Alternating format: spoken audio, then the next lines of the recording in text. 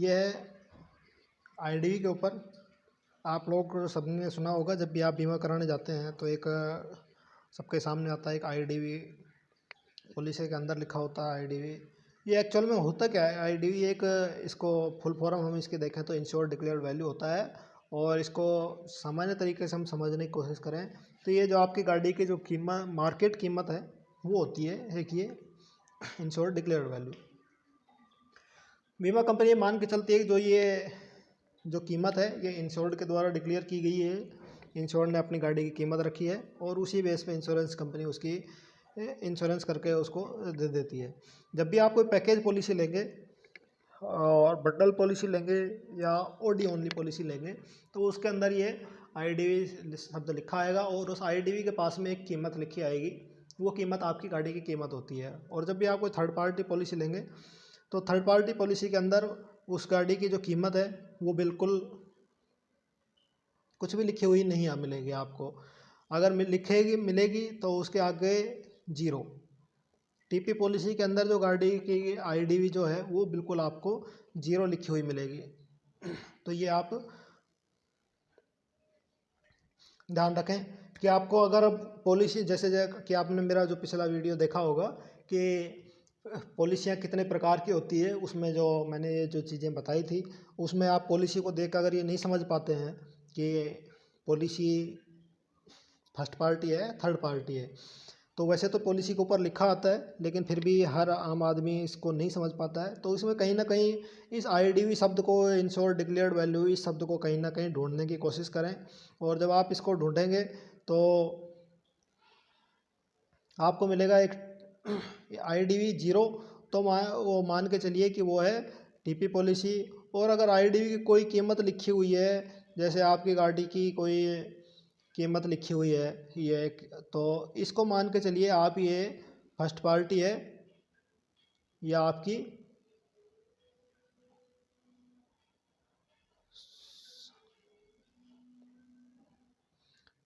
या फिर आपकी ओडी ओनली पॉलिसी होगी।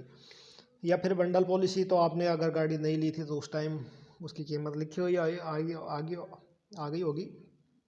तो ये चीज़ें आपको उसमें देख के आपको पता लग जाएगा कि ये आईडीवी इसके अंदर लिखी हुई है तो ये पॉलिसी कौन सी है। लेकिन ये आईडीवी होती क्या है और कैसे डिसाइड की जाती है? मार्केट वैल्यू, आप अगर बीमा कम ऑफिस में जाएंगे और आप अपने जैसे कि आप बीमा कंपनी के अंदर जाएंगे और वहाँ आप एक गाड़ी की कीमत बता देंगे, जैसे कि इसमें लिखा हुआ इंश्योर्ड डिक्लेयर्ड वैल्यू है, बीमा भाई वो जो इंश्योर्ड ने जो डिक्लेयर कर दी वही मान लेगी। तो ऐसा नहीं होता है। क्योंकि कारण ये होता है कि जो कस्टमर है वो अपनी गाड़ी की कीमत ज़्यादा से ज़्यादा चाहता है उसकी, और जो इंश्योरेंस कंपनी है वो ना ज़्यादा चाहती है और ना आपकी गाड़ी की कीमत कम करना चाहती है। क्योंकि अगर वो गाड़ी की कीमत कम रखेगी तो उसको प्रीमियम का नुकसान है, और अगर वो गाड़ी की कीमत ज़्यादा रखेगी तो अगर उसका कोई भी टोटल लॉस क्लेम आ जाता है या चोरी का क्लेम आ जाता है तो उसको उसकी कीमत ज़्यादा देनी पड़ेगी। तो इसलिए बीमा कंपनी चाहती है कि जो एक्चुअल जो उसकी कीमत है वही मिलनी चाहिए। और एक्चुअल किस प्रकार डिसाइड की जाए उसके लिए एक बीमा कंपनी के पास फिक्स फार्मूले होते हैं और वो आईआरडीए से उसको अप्रूवल मिली हुई है, ताकि कोई भी कस्टमर और इंश्योरेंस कंपनी के बीच में किसी भी प्रकार का कोई विवाद ना हो। इसलिए एक फिक्स आईडीवी का फॉर्मूला रखा गया है और वो फॉर्मूला मैं आपको आज बता रहा हूँ इस वीडियो के अंदर, ताकि आपको आगे से कभी भी इस प्रकार की कोई दिक्कत नहीं आए कि गाड़ी की आईडीवी कैसे निकाली और अपनी मनमर्जी से इंश्योरेंस कंपनी ने गाड़ी की कीमत कम रख दी और आपका कभी क्लेम आए तो आप एक कंपनी के अंदर जाएं तो कम से कम आपको पता हो कि आप जाके, कई बार क्या है कि कस्टमर जाके कहता है कि मेरी आपने गाड़ी की कीमत कम रख रखी थी, या कहता है ज़्यादा रख रखी नहीं, कम। अधिकतर क्वेश्चन तो कम का ही आता है कि कम रख रखी थी, मेरी गाड़ी की कीमत तो बहुत ज़्यादा थी। तो ऐसे विवाद से बचने के लिए वो जो फिक्स फार्मूला है वो आपको बता देते हैं। मान लीजिए आपके पास एक, आज के समय में कोई गाड़ी वैसे तो खैर नहीं आती है, फिर भी एक हम कीमत मान के चलते हैं आपको समझाने के लिए कि एक गाड़ी की कीमत है मान लीजिए 100 रुपये है, ठीक है। और उस गाड़ी को जैसे ही आप नई खरीदते हैं 100 रुपये के अंदर। तो इंश्योरेंस कंपनी जो है उसकी गाड़ी सीधे सीधे 5% लेस कर देगी। तो वो जो पहली साल जब आपकी गाड़ी की जो कीमत है न्यू व्हीकल की, वो आपकी 100 रुपये नहीं होकर वो आपकी गाड़ी की कीमत जो इंश्योरेंस पॉलिसी के अंदर 95 रुपये लिखी हुई मिलेगी आपको। तो जैसे ही आपका कोई टोटल लॉस आता है या आपका चोरी का केस आता है तो बीमा कंपनी उसमें 95 रुपये तक ही आपको देने के लिए लायबल है। उस 95 रुपये में भी आपका जो पॉलिसी एक्सेस है वो आपका उसमें काट लेगी। अभी पॉलिसी एक्सेस कितना लगता है ये एक अलग वीडियो के अंदर मैं आप लोगों को बता दूंगा, और उसका जो लिंक है इस वीडियो के डिस्क्रिप्शन में मिल जाएगा। और आपने जो पॉलिसी कितने प्रकार की होती है, मोटर पॉलिसियाँ, पैकेज, थर्ड पार्टी पॉलिसी कौन सी होती है, पैकेज कौन सी होती है, लाइबिलिटी कौन सी होती है, इस चीज़ का अगर नहीं पता है तो इसका वीडियो है और उसका भी डिस्क्रिप्शन में लिंक मिल जाएगा। और जितनी भी पॉलिसियाँ हैं और उनमें जितना भी जो कवरेज हैं उनके अंदर ऐड ऑन है जो एक्स्ट्रा आप पैसे देकर आप ले सकते हैं, उन ऐड ऑन के बारे में जानकारी लेनी हो तो उनके भी आपको लिंक इसके डिस्क्रिप्शन में मिल जाएंगे। आप उसमें सीधे जाके क्लिक करके आप उस वीडियो को देख सकते हैं।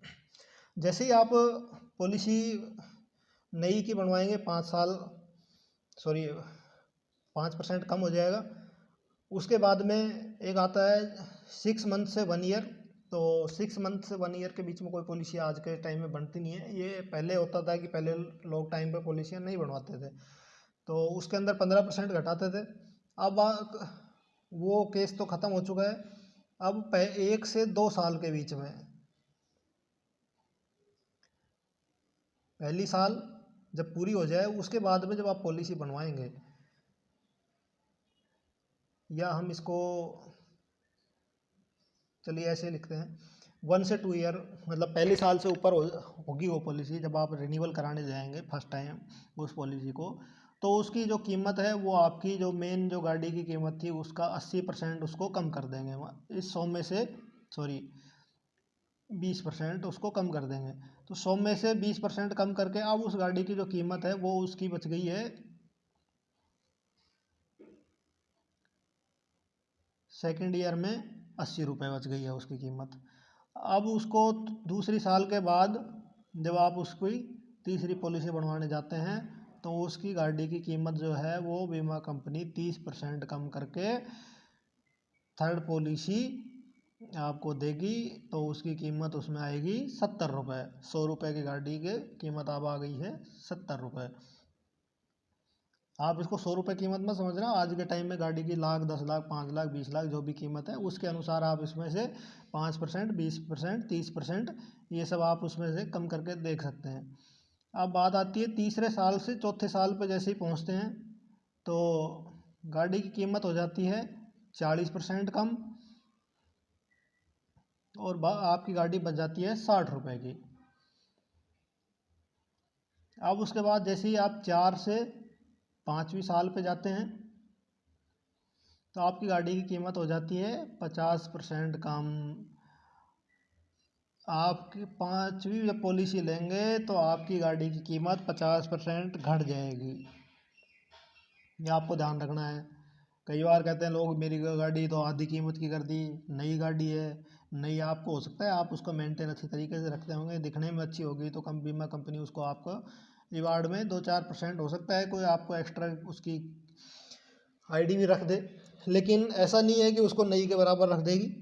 5वीं साल में चाहे आप कितनी भी अच्छी तरीके से रखें, बीमा कंपनी के अनुसार उसकी कीमत जो है वो घटते घटते अब उसकी 50% के ऊपर पहुंच गई। अब जैसे ही आप उसकी छठी साल में जाते हैं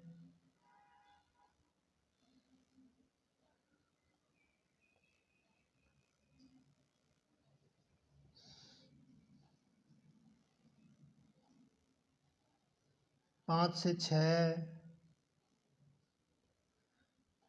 तो आपको 55% गाड़ी की जो कीमत है उससे कम हो जाएगी। मतलब अब वो बच गई है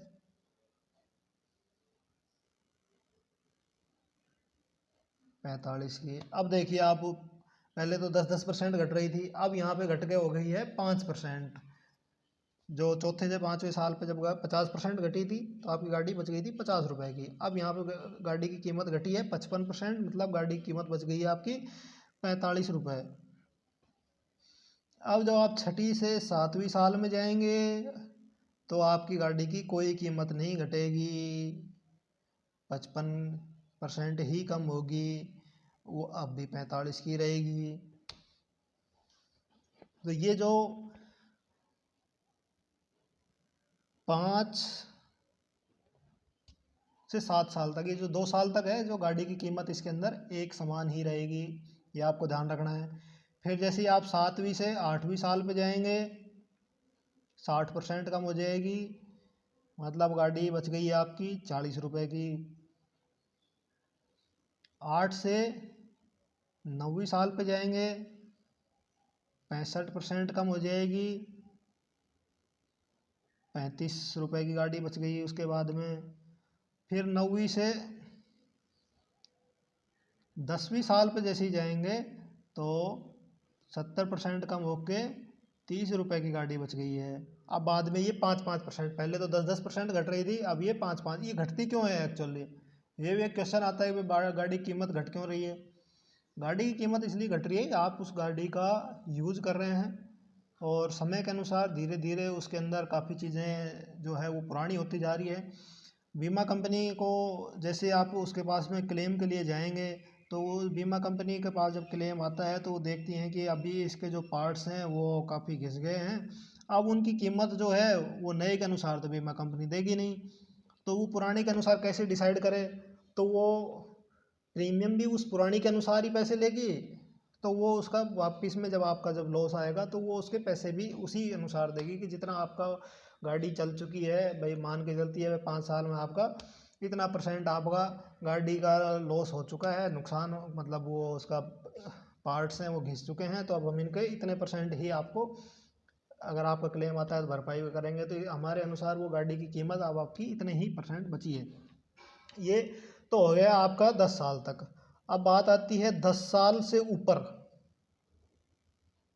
अब जैसे ही 10 साल से ऊपर बढ़ते हैं तो गाड़ी की कीमत को डिसाइड जो करने का जो फॉर्मूला है वो हो जाता है ख़त्म। अब यहाँ जो बात आती है, अधिकतर बीमा कंपनियाँ 10 साल के बाद में आपको पैकेज पॉलिसी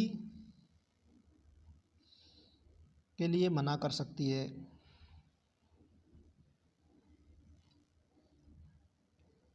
कि भाई हम आपको पैकेज पॉलिसी नहीं देंगे, क्योंकि आपकी जो गाड़ी की जो थी उसकी कीमत घटते घटते काफ़ी कम हो चुकी है, अब आपकी पैकेज पॉलिसी के लायक नहीं है। लेकिन कभी कभी किस केस में क्या है कि बीमा कंपनियां आपको 10 साल के बाद भी फर्स्ट पार्टी पॉलिसी बना के दे देती है,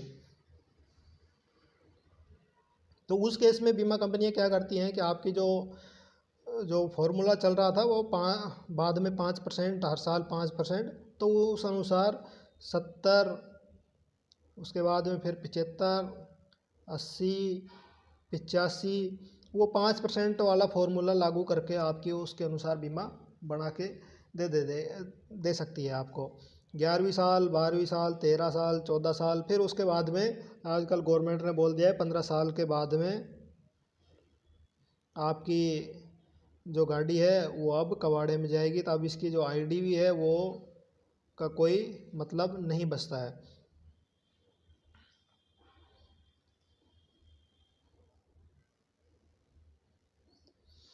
तो आप 10 साल तक तो आप उसकी फर्स्ट पार्टी बनवाइए गाड़ी की, और जैसे ही 10 साल हो जाते हैं ऊपर आपको, उसके बाद में आप उसकी TP पॉलिसी बनवा सकते हैं। उसके अंदर गाड़ी की कीमत का कोई वैल्यू नहीं होता है, लेकिन आपको रोड पे चलाने के लिए जो गवर्नमेंट की तरफ से जो कंपलसरी पॉलिसी कर रखी है वो है TP पॉलिसी, तो ये आपको लेनी ज़रूरी है। इसलिए आप 10 साल के बाद में आप अपनी गाड़ी की TP ओनली पॉलिसी बनवाएं, जिसको लाइबिलिटी भी बोलते हैं और उसको थर्ड पार्टी भी बोलते हैं। तो ये थर्ड पार्टी जो पॉलिसी है ये आप 10 साल के बाद में यूज़ कर सकते हैं।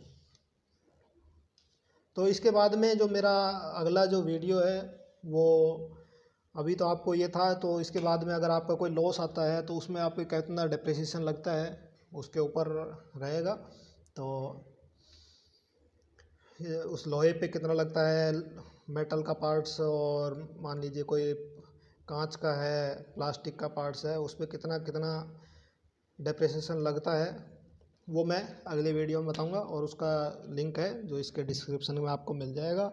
तो वीडियो कैसा लगा, अच्छा लगा हो तो लाइक करना, और ज़्यादा से ज़्यादा अपने लोगों साथियों को शेयर करना।